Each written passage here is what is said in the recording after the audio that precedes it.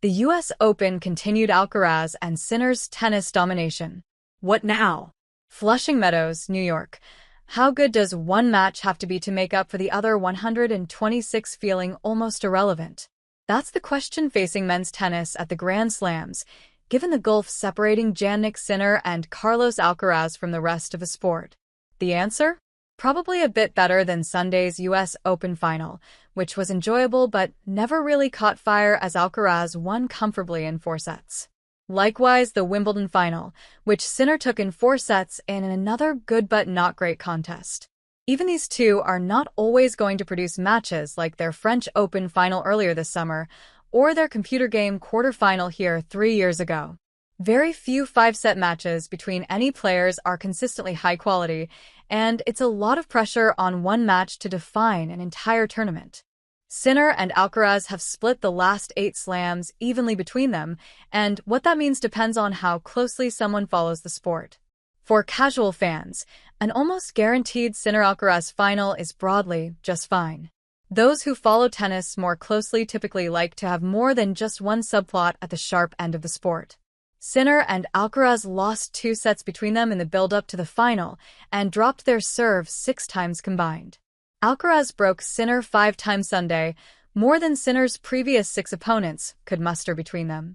Since January's Australian Open, when Novak Djokovic beat Alcaraz in the quarterfinals, they have been taken to 5 sets just once between them, a 5th set at Wimbledon that Alcaraz won 6-1 against the 38-year-old Fabio Fognini. That number would have been 2 had Grigor Dimitrov not had to retire 2 sets up against Sinner at Wimbledon.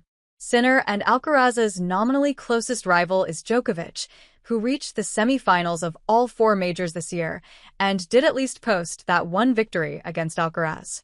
But on Friday, after losing in straight sets to Alcaraz, having done so to Sinner at the French Open and Wimbledon, Djokovic, the archiest of arch competitors, effectively hoisted the white flag. It will be very difficult for me in the future to overcome the hurdle of Sinner, Alcaraz, in best-of-5 tennis at the Grand Slams, Djokovic said in a news conference. Alexander Zverev, the world number 3 but in a different galaxy compared with Sinner and Alcaraz, was asked ahead of the tournament what it's like knowing those two are in a Grand Slam draw.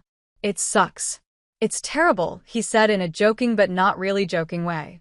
Since reaching the Australian Open final, where Sinner beat him comprehensively, Zverev has won 6 Grand Slam matches in 3 tournaments.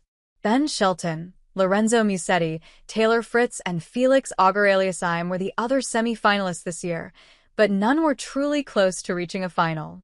And while Auger-Aliassime's run was exciting the past couple of weeks, it does not guarantee a springboard to sustained success.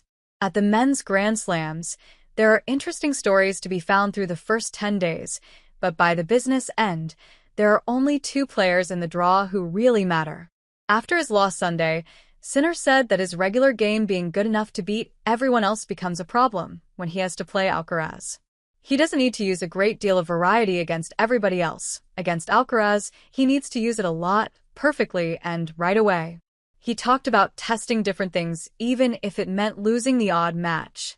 Alcaraz said that after losing the Wimbledon final to Sinner, he underwent a 2-week training block. The focus was on the specific things I want to improve if I want to beat Jannik. Neither of those approaches speaks to a massively competitive tour. The frequency with which they meet in finals appears to make some of the losses less heartbreaking for Sinner and Alcaraz, and by extension their supporters, both safe in the knowledge that either man should have the chance to avenge the loss pretty soon. The longer and more entrenched duopoly of Roger Federer and Rafael Nadal offers a counterpoint. They shared 11 straight majors between the 2005 French Open and the 2007 U.S. Open. By the 2009 U.S. Open, they had shared 17 out of 18. Who cared that they dropped 1 set between them en route to the 2008 Wimbledon final, when the final itself was that good? Their final still managed to take on an epical quality because of the strength of feeling they engendered in people and the curiosity of whether and when Federer would score an away win at Roland Garros, or Nadal would do so at Wimbledon.